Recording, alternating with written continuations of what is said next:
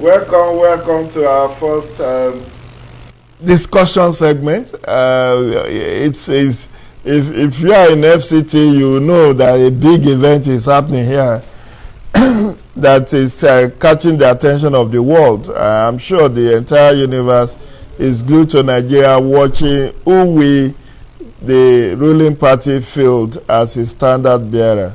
And this first segment, we will be discussing matters arising from the ongoing presidential primaries of the ruling All Progressive Congress. I have with me here a brother and a friend, and also a friend of the house, so to speak, Onoja, Jonathan Isaac Onoja.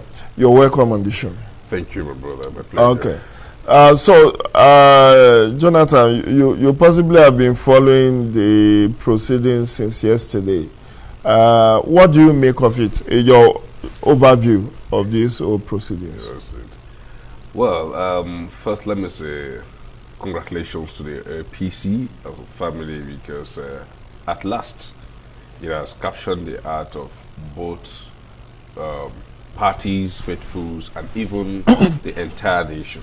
And like I said to a friend yesterday, indeed a national convention. It's not just about the All Progressive Congress. Nigerians are waiting to see the decision of the party, as if the decision of the party, yes, of course, makes the decision of Nigerians as it is now. So many people could not even sleep last night watching. Many of us kept video. Not because we are politicians, but because we are so keen about who becomes the next president aspirant from the APC. And like I say so much, I know some persons who play the PDP and the APC kind of parties. But I see them yesterday all through the night on the timelines, on Facebook, social medias and everything, commenting.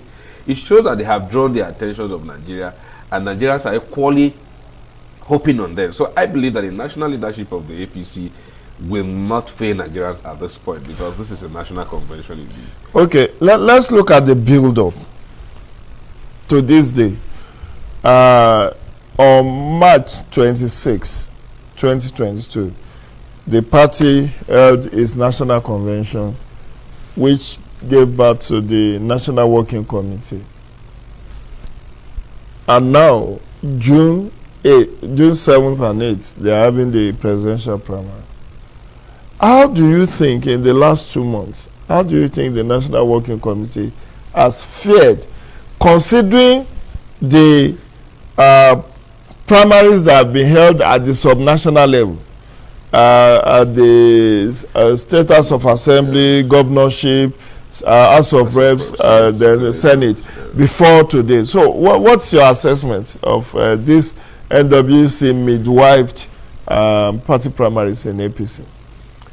From what I have seen so far in the build-up to the election, national convention, like you said, at the subnational level, you see most of them come up with a consensus arrangement, and most of the party members disagree at a point, which leads to postponement upon postponement, adjournment upon adjournment, either indirect primaries or direct primaries.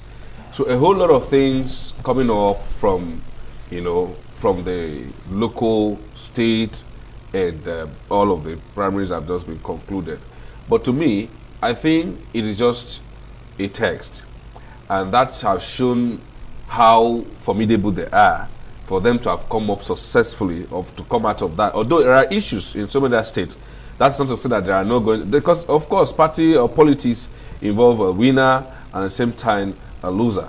So, but looking at it from the whole angle, I'm not a politician, not a good politician, but I'm looking at it, at least I can manage my wife, I know how to politics. So I am looking at it. You are not a card-carrying member of the party. Yes. Yeah. So I'm looking at it that what has happened from the state congresses so far shows that the APC is actually trying to find their mistakes and equally trying to balance it with a professional angle of it. Because to me, some of them have actually gone to appeal from the just concluded primary elections at the state level. and then that's not been concluded and all of that. Some instances are equally saying that we have been robbed of our victories and all of that. Those people are not happy with the current happenings in APC on that. But then that would not change the situations in the party at the moment. Okay. Now, we see some NWC members accusing the national chairman, Senator Adamu Abdullahi, of running a one-man show, of running the NWC like a sole administrator. But there are 25 members in the NWC. If you have that, as of last week, the national vice chairman Northwest, Sali Ulukman, actually wrote to say, Mr. Chairman, this is not the way to run our party. In fact, he went to the extent that he said there are some people working in the party secretariats with that letter of engagement. So, but have that, and then look at what happened on Monday when the chairman at a meeting of NWC said, yeah, we have a consensus candidate. Is the president of the Senate, Ahmed Lawan. And that created a lot of tension and confusion. What do you make of the style of leadership of Adamu Abdullahi as national chairman of APC? Going back on the track record of His Excellency, the Senator Abdullahi Adamu, he's not a man that actually, if you look at his pedigree, he's not a man that carry people along for the general opinion. No. No. Even when he was governor? Yes. What he does is, if it is right, he will do it. If it is wrong, he will step it down. He's a man that believes in what is right in his own mind, not minding your views and not minding your opinions or feelings. So whatever he felt that it is right for him is what he's going to do. And Mr. President must have seen that when they actually called him and brought in as a consensus candidate for the APC. But is that the kind of person APC needs at the national chairman? Somebody that has a mindset that if this is what I feel is right for the party, irrespective of the feeling of other members of my team, I will go ahead and pursue it. You see, that is what would have, destroyed the party in the last 24 hours. I know that His Excellency President Muhammadu Buhari has used his technicalities to step that tension, Otherwise, endorsing Lawan and Ahmed as the consensus candidates, you see some governors, which I don't want to mention them, step out of the hall because they're not happy with that pronouncement. And I want to thank the northern governors for retracing their step backward and say, look, this is not the right time to do evil. There are other times to have done this, but we can't do it at this time. And they say, no, this is not wrong. This is not right for us as a nation. Otherwise, the mindset of the chairman is just to impose his own will on the people. So you see, when you are bringing people into leadership position, you should equally check their leadership capacity. Not because anybody finds way into the National Assembly or to find way into the government house automatically makes him a leader. What leadership capacity does he have? I'm just worried that less than 2 months is causing a lot of controversy. NWC members are breaking ranks with him. They are dissociating themselves from some of his actions. And when you consider what Mala Buni did in almost his 2 years at the helm of affairs, what Adams Oshiomhole was alleged to have done that led to his premature exit as the national chairman of APC, are you not of the opinion that Adamu Abdullahi is treading the same path as these previous leaders? I've seen so much of what the Adams Oshiomhole leadership did in APC. I am telling you that if you have Adams Oshiomhole as the national chairman of this current ongoing national convention, they would have reached a consensus. I am telling you, he is a man that knows what to do. He understands the template and understands where the direction of the people. So if he sees a direction of the people going towards Mr. A, he knows how to lobby others to support Mr. A. And that is how to form a great party. Because I tell you the truth, after today's convention, you see a lot of people breaking out of APC. Already, in the last 24 hours, and at the subnational level, a lot of people have defected. The Senate leader yesterday. So you see, and even Akpan Odo there has left PDP, APC for NMPP, and several others like that. So that leads me to my next question. Don't you think APC is about to implode? Because it's the ruling party, is the party to beat, but right now the party has 22 states in its kitty. Yes. Are you sure when the 2023 election is held, APC will have as many as those number of states, and that it will retain the #1 position of this country? That will depend on the outcome of today's convention. Okay. And you see, we are talking about APC today. The spirit of oneness is no longer in APC, even though they have a logo of unity, peace. It's no longer in them, in practice. You see, I want to see that people will begin to replicate that movement of Atiku Abubakar. That a day after he won, declared winner of the convention in PDP, as the flag bearer of PDP, he understands that there are disgruntled members of the party. There are persons he must have stepped on their toes to get to that level. He goes around trying to lobby others, even if that will not yet result.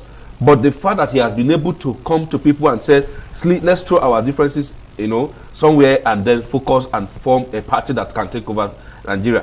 If the Abdullah Adamu's-led national chairman can go in that direction, it would have helped before even this convention. Did you see him converging meeting with aspirants as to see what he can do before the date? No. Will you see him when the other day he even said he may even sanction Tinubu? Yes. When and members of the NW said you can't do that. So it's not something you can impose. It has to be debated and consulted.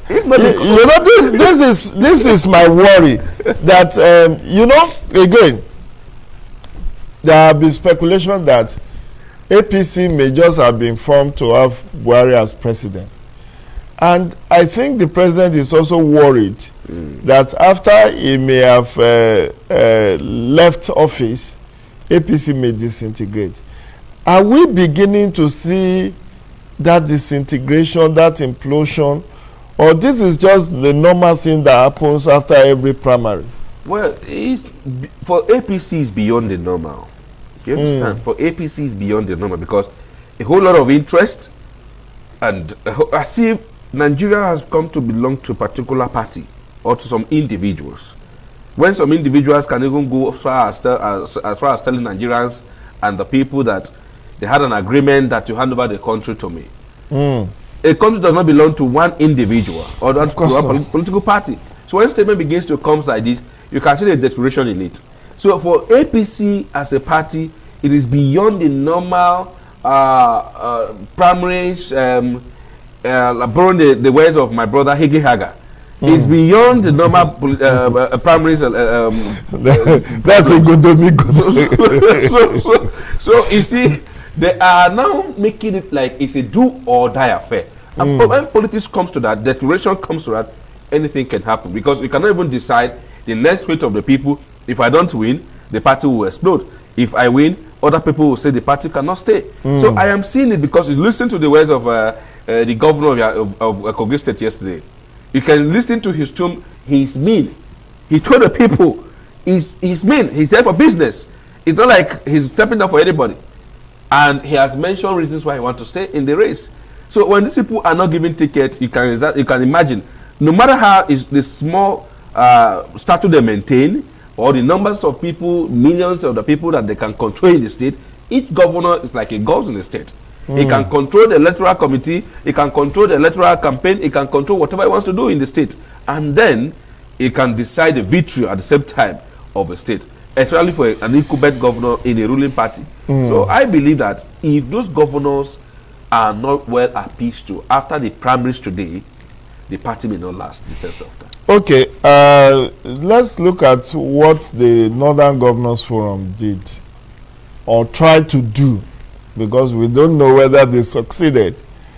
They said last week, Saturday, that for the purpose of equity, justice, and fairness, they are ceding power to southern Nigeria. And that's where they incur the wrath of your governor, Yahaya Bello. Do you think that was a wise decision by the Northern Progressive Governor? Well, it's not my governor, Yahaya Bello. Okay. Yes. If you look at it, what the Northern Governors Forum have done is to show mercy, is to equally be fair, transparent, and to tell the world that we are not desperate. Otherwise, it would have been an opportunity for a U-turn. Having the national chairman said, Lawan Ahmed is a consensus candidate. Forgetting that, remembering that they have the large numbers of the delegates system as well. That's an opportunity for them to say it is Lawan Ahmed. But it shows that they have integrity. To have stayed, because integrity is maintaining your words. You see, they were saying, we want this. We'll hand over this power to the southern part of the Nigeria. And then people were still saying, could it be true? You can't trust these people. You can't say this, you can say this, it can change tomorrow. But they have come to demonstrate the truth part of the of who they are. Now, going back to the southern governors, it's unfortunate. For equity's sake, yes, the APC or the PDP, I don't think the APC have it that when it comes to the south, it should be microzone to the southeast. No, I don't think they have it that way. But for equity, I think they should have said, now it has come. The south have had it. The southwest have had it. Now let's have it to the southeast. Exactly. That would have been equity. But in the event, yes, I think I agree with you. But given the shortness of the time that these northern governors came out, it's just on Saturday. Agreed. And the primary is on Tuesday, Wednesday. Don't you think it's because the time was rather short? Unfortunately, they didn't have a national chairman that believes in what they are selling. I don't know if you get it, because it should have been midwifed by Adamu Abdullahi. Yes. To say, okay, our governors, this is what you want. Yes, this is what we want. Okay, then call.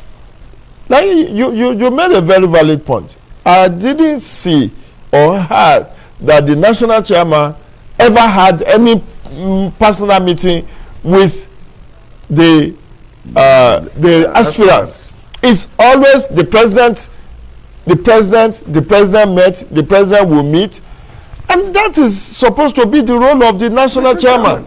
Yes. And the NWC. Yes. They should have met with this aspirant and said, well, even if it's not written in our constitution, can we do it? Can we do it? And then the governors give their support, and then they say, okay, among yourself in the south, let's look at fairness, equity, because that's what Ogbonna spoke to yesterday. Even Ken Namani. You can understand. You understand. But I think maybe the northern governors also did not agree late before that period. Then let's look at something that also happened. Last week, the president was accused of planning to choose his successor. Preferred candidate, yes. His successor. And that sets the social media buzzing. Yes. Would you have preferred him choosing a consensus or a successor? You see, it's a presidential election. Yes, the president have that right to choose a successor. You have been in the cabinet. You can tell who is who. You have tested their capacity in different forms. And then you can say, this is the man that can, lead in my absence. Even biblically, it has happened.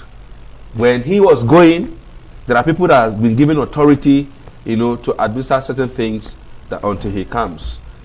So the president, I think, with what has happened, with the kind of Abdullah-led chairmanship kind of leadership, I think the president should have, even yesterday, looking at the situations that there's a level, there's a show of incapacity in handling leadership position, he should have openly, even if it's not possible, called immediately for a meeting and said, gentlemen, this is the man I think we can go for at this moment. And I know, Mr. President, that's why even the chairman has been looking, the APC chairman has been looking at the body language of Mr. President, what he will say or what he will not say. And for him to get himself confused more is the reason why he chose the other candidate as a consensus, not understanding the mindset of His Excellency. So to me, Mr. President have that right. It is right. Just like you and I have the right to say, this is the man I want. But I think he's a man that have actually want to maintain a fair level playing ground for everybody. So that to avoid, is a man that has been favored by all. He has been favored by all, so he don't want to be seen or perceived like he is none the one that truncated the success of the other. Otherwise, His Excellency, I know deep inside him, even yesterday, Nigerians are already reading body language to when he welcomed one of the aspirants. And you see, that is a show of the body language of His Excellency that so many people have been talking about. So I believe so much that he knows who he wanted to vote for. He knows who he wants his people to vote for.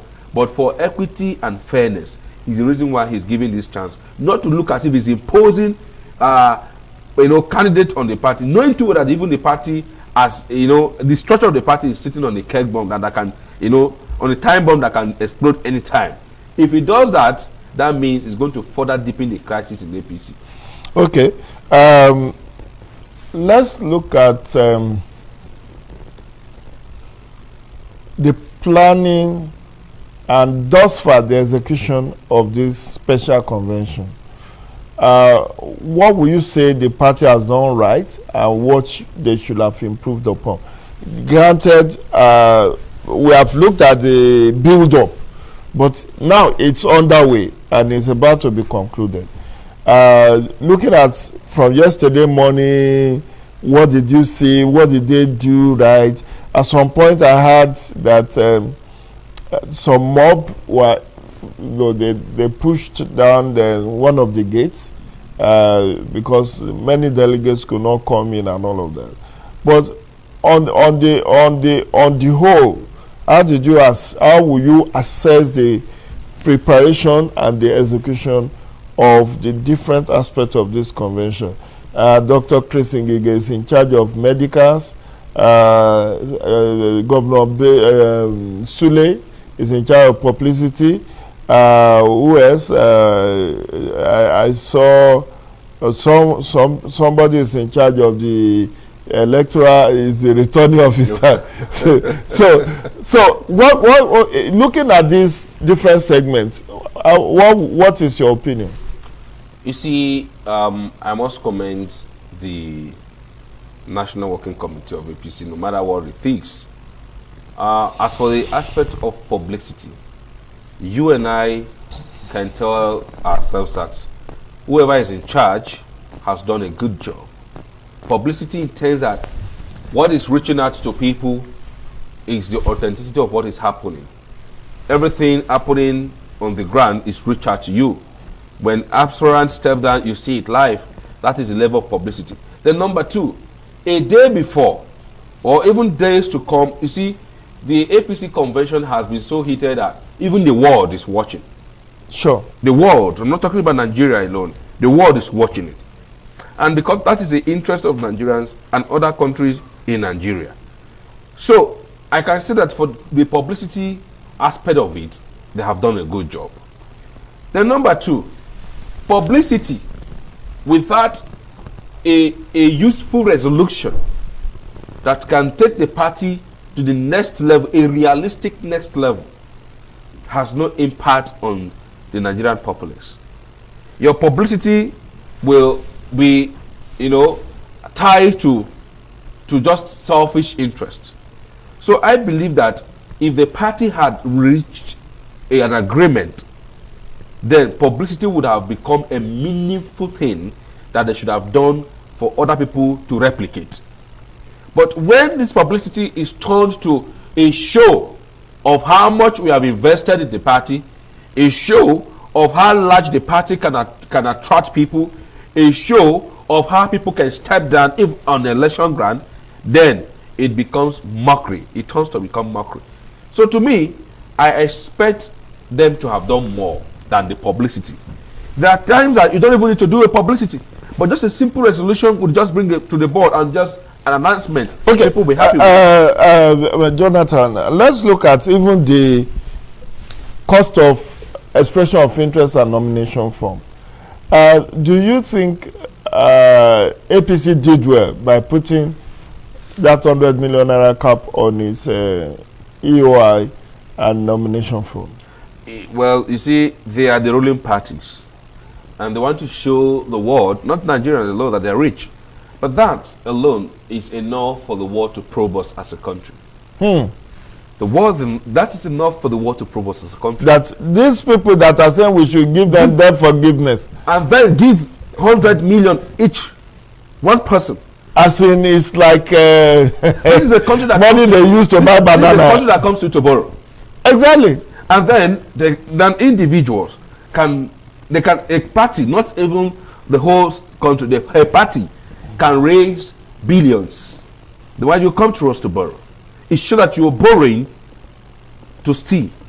If a country that understands the template of borrowing, that knows very well that the borrowing, when you say borrowing, is this borrowing for consumption or for production? The country does not question this. And that is why illegality, corruption continue to linger. Because if they have asked you, what is this borrowing for? Because of course they're going to target to road constructions and all of that. And before we know, we'll hear one Nigeria has stolen a hot 80 billion. So it is because we don't borrow for production, we borrow for consumption. That is why an individual can take the whole sum of 100 million to go and purchase the fund. And the EFCC is not asking questions. ICPCs are not after them. How do you come up with this 100 million? And interestingly, people have done the computation about how much these people will earn as salary and emolument if they are sworn into office. And yes, they are going to be earning like 54 million if in 4 years yes, of their presidency, if they are not getting a good so how do I go and then you pay 100. How do I go for a job, you pay me 300,000 salary and I'm using 500,000 to bribe your general manager or your GMD? Why? A job I'm going to be earning probably annually, I'm earning 500,000 or 800,000, and then I'm using 1 million naira to bribe your GMD. But don't you think it's like police? People will say you get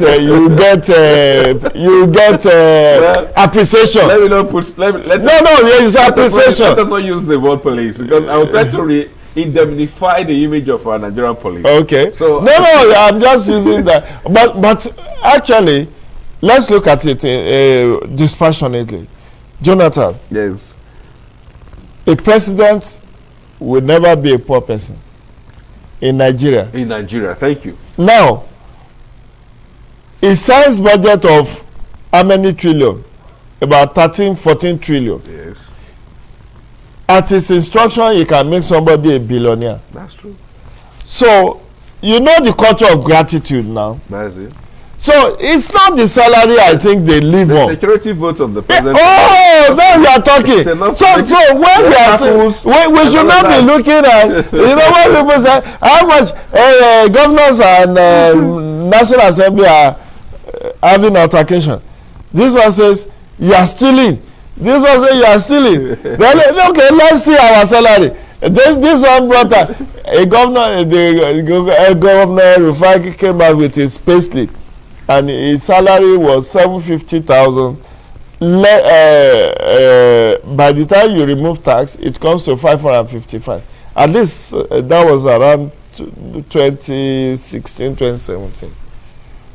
Now, how will you spend billions to contest for a position where you will be earning less than 1 million as a governor.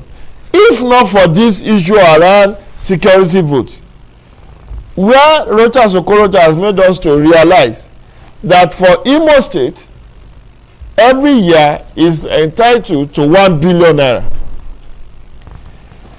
And that is just security vote. Yes. You award contracts to your friends and cronies. They come for gratification. They come for Thanksgiving. Your Excellency, we are very grateful for considering our company worthy. This is for your cola. If not for that kind of money, the way we spend on election, Jonathan, in fairness, in good conscience, will anybody throw money into politics that way? Even the United States of America don't spend so much that we spend. They have the largest numbers, they have the populations, they have all it takes, but the money we spend, I'm talking about the individual pocket, we don't spend like that. They don't spend it like that. Because all the things you're spending, you are accounting for it. How you got your money. There are institutions that are monitoring how your monies are coming in, the cash flows. But today, we will just go behind, call you, and say, Mr. Jide, your work complete. Let's have my meeting in the bedroom. And the next thing, I said, this is 3 billion. I want you to go out and tell the world you are purchasing for me. Yeah, monthly they channel the money to somebody. And then they say a group, friends of Jonathan Onaja has bought for a firm. And before you know, you start having so much cars, almost to 300, 500 branded cars, like one governor we know, handling our money. You know, parked somewhere, and people are not probing him. People are not asking questions. Even our AGF, you know, that gave out buying cars for people. And even promising aeroplanes. That he could have bought them aeroplane if he has money. Now, let's go to your state, Benue. What's the situation in Benue? You in Doma have never been governor. The thieves have always been. And I know if Idomas has not been governor, Igedes cannot have a chance. So, do you think the dynamics will be different in 2023? You see, what eats the beans or what destroys the beans lives inside the beans. Unfortunately, the Idoma nation, like I've always said, it's like an orphan whose mother is gang raped right before him. And he cannot do otherwise because pointing gun directly to his forehead while the rapist continue the job. He has nothing to do than to shed tears. Interesting. You see, I wouldn't want to bore you with rhetorics, but the fact of Benue politics is that the Idoma nation have been gang raped. Their inability to abort the unwanted pregnancy has become a challenge. Because so many persons inside the same house is saying, keep it. That is to say, conceal it. And while others are saying, no, we don't want to do that. Today I want to say this, that in all fairness, the governor of Benue State, His Excellency Samuel Ortom, was not truthful to his words. When they had so many conventions, meetings with him, which I will call convention, because it was the Idoma movement to the Itif Aziz, to seek for their support. And His Excellency said he has no problem if only the party can come up to present the Idoma aspirant, Idoma governorship aspirant. Today, I let you know the politics going behind both the APC and the PDP. I have no apology for Comrade Austin Agada, who is the APC state chairman. I have nothing to gain from him, but it's a disappointment to the nation. You have an opportunity to lobby. You have an opportunity to even speak on behalf of your brothers, but you sold that particular opportunity to the thief nation. We are brothers. We cannot continue fighting ourselves. But what leads to war is injustice. When injustice becomes so much, there will be no peace, and that leads to war. So the people are already looking at it that we are helpless, we have been gang-raped, we have nobody to cry to. So do we need an external person to come and say, this is what we want? So I think the governor, in all fairness, should have insisted when the election came between the PDP, the deputy governor of the Benue State, His Excellency Benson Abulu, and then the current PDP flag bearer, Oba, who is a speaker of the Benue State Assembly. This should have been ordinarily called with consensus arrangement. That it is like what the northern governors did. It is time for us to give it to the south, and then they should have come and said, "Oh God, let's do it and give it to the Idoma people, or let's go to Zusi. Let's go to Zusi, zone it to Zusi. And when you don't zone it to Zusi, the micro zoning of whether it goes to the Idoma people, because when you get to Idoma, it comprises of the Agatu, all of these people, and then we have our brothers also coming from the Apa and Igede side. So we can decide to say, okay, let's give it to the Igede. It's coming to Idoma Nation. Idoma has become a deputy governor at least twice. And then it is time for us to equally give it to a social person, and then like that. So these were not done. Then going back onto APC, it was also done that Lawani and others were supposed to come. Unfortunately, Father Alia came up again as APC. Even some people even say that there was no election. That this must have been an internal arrangement of the governor with all the party chairmans to see how they can zone this thing again back to the team nation. So I'm looking at it that when you cry out for peace, you should equally first seek for justice. Well, that brings us to the issue of zoning. You know, PDP has in its constitution the issue of zoning, but in 2022 it found it inconvenient to stay with zoning and decided to throw it open. Is that not what also happened in Benue? That, well, rather than zone to C, let's throw it open and whoever wins should win. Well, I think that is still politics in politics. When you said, I have had this, for instance, in my office. And incidentally, Samuel Oton that also chaired the committee of PDP on issue of zoning. You see, if I have been in an office for 4 years as a managing director and I need to leave, maybe after 4 years, I don't expect my wife to take over anymore because it's not a monarchy system. I don't own the company, I don't own this thing myself all alone. It is with the effort of others. Except the one I raised and nurtured, my son can take over. The country or the state does not belong to an individual. So the issue of zoning comes to play because of the different efforts people have put in place to ensure that the state succeed to that level. And you must recognize the effort of those people at different times. So, you see, zoning came because the need for others to feel the impact of justice came on board. Zoning came because others have been cheated, others have been maltreated, and they feel that if we go by the simple majority, those people may not ordinarily have it. If you go by the population, the other nation may not have it, and that is the essence of the need for zoning, the essence of zoning, so that at least when it is zoned to them, these other people can now support them. But if you continue going by the open contest, of course, there are some persons that have been marginalized in terms of numbers, the local government, and all of that. We have to treat local government in Benue State, and then we only have 9 from the ASICs. What happened to the others? So if you go by that aspect of let it be an open contest, of course, some persons may even continue enjoying it to infinity. Okay. We are winding down on this aspect before we go to the second issue we want to engage. Who do you think will likely emerge from your crystal ball? Who do you think will likely be the standard bearer of APC from the look of things?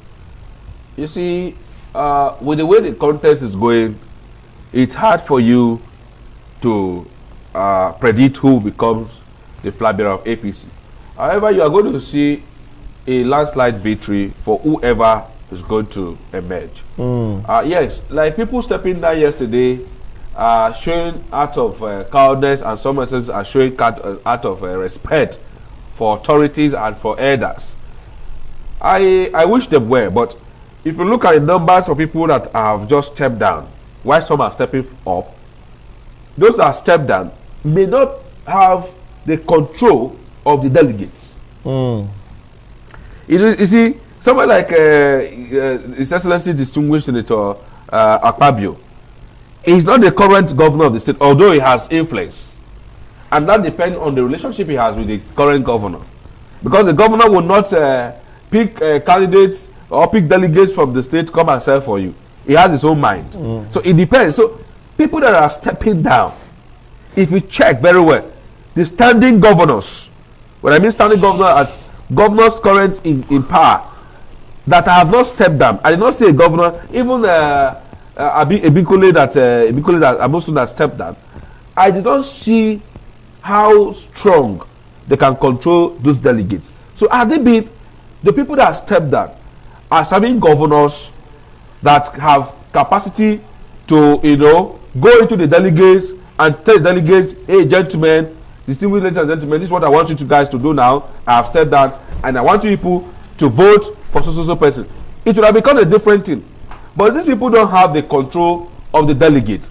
So you cannot say because they have stepped down for Asiwaju, automatically make Asiwaju a winner. I'm telling you, no. Even a young man that stepped down for His Excellency Vice President Yemi Osibanjo, he may not have the, he may not even have the political, it doesn't even know the political know-how. It doesn't even know the political know-how, talking about having the delegates. I may tell you his vote may be the one to count for him if he's even fortunate to be a delegate. So you don't want to stick out your neck that it's either VP or the Asiwaju or Ahmed Lawan. The guys is cast, so we watch out for the next 12 hours or next few hours from now. We should be getting the real result. We need to go on a short break, short commercial break. Let's make some money. We'll be back to take the part 2 of this discussion. Thank you.